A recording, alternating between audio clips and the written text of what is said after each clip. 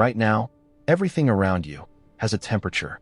Your table, your floor, your phone, even the air. But here's the shocking truth. Temperature is not only an object. A big part of it lives inside your body. Let's try something simple. Imagine you touch a metal surface and a wooden surface in the same room. The thermometer says both are exactly the same temperature.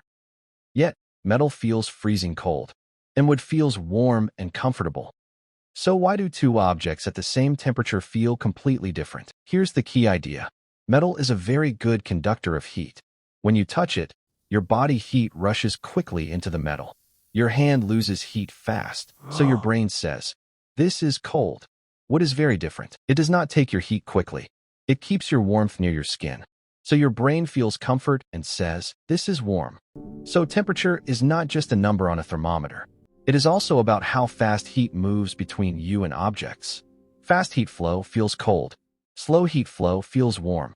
Your body is actually part of the temperature experience.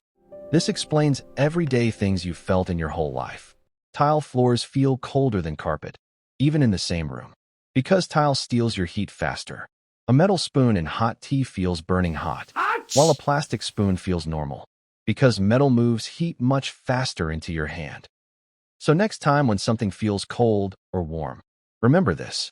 The feeling is not only in the object. It is created by the way heat moves between you and it. Your body decides the feeling. And that is invisible physics.